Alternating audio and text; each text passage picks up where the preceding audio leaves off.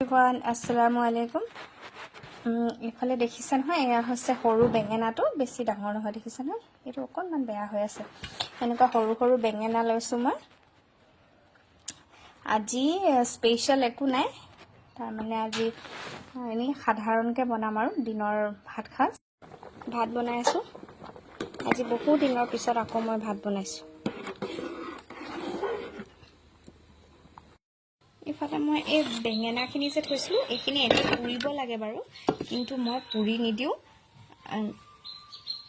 হেৰি কৰি দিম এনেকৈ দি দিম তাৱাত আৰু ধুনিয়াকৈ পুৰি যাব ইয়াতে ইফালে আলু ভাজি বনাবলৈ লৈছো শুকান জলকীয়া এডোখৰ দিছো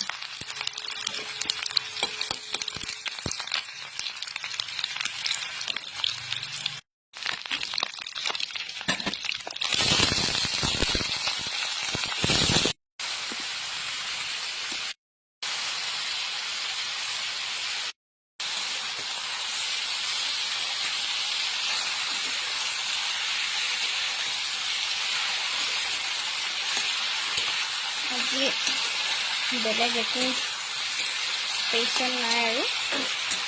আলু ভাজি কাই ভাল লাগে মই কিন্তু আলু ভাজি খুব ভাল লাগে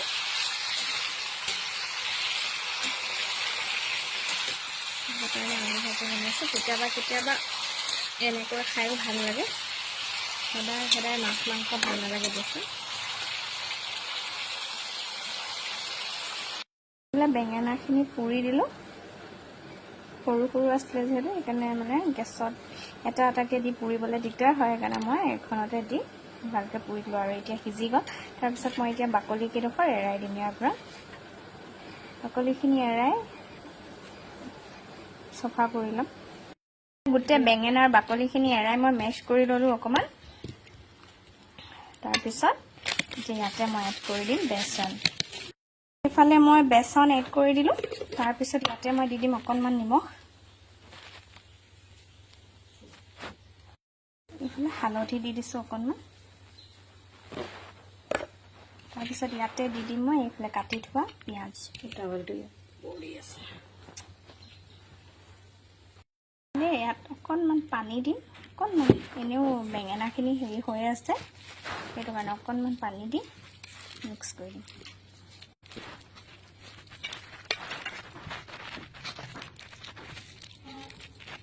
বলে পাহৰিছো জলকীয়া বেছি নাখায় আমাৰ সেইকাৰণে সৰু সৰু কণ জলকীয়া আসলে গছতে তাৰ পৰা দুটা দিছো এটা কমাই দিও কাৰণ বহুত বেছি হৈ যাব জ্বলা বেছি নাখায় আমাৰ ঘৰত সেইটো কাৰণে এটা এনেকৈ পিটিকি দিম তাৰ পিছত মই ইয়াত দিম আদা আৰু নহৰুৰ পেষ্ট ইফালে ইয়াত দিলো আদা নহৰুৰ পেষ্ট ধুনীয়াকৈ আকৌ মিক্স কৰিম ফালে মই কেৰাহীতে তেল দি লৈছো আৰু দি কিনে এইটো বেঙেনা আৰু বেচনৰ যোনটো মিক্স বনাইছিলো মই সেইটো এতিয়া ধুনীয়াকৈ ফ্ৰাই কৰি দিম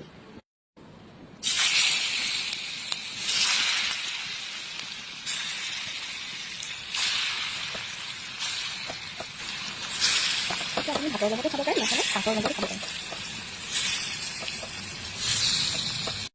ইফালে ফ্ৰাই কৰাৰ পিছত খাবলৈ কিন্তু বহুত টেষ্টি হয় ধুনীয়া একদম পকৰীৰ নিচিনা আৰু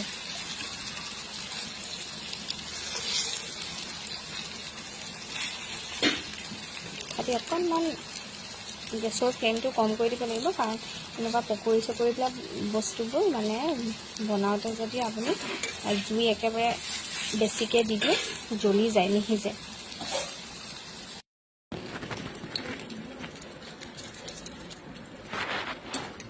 my pokori ready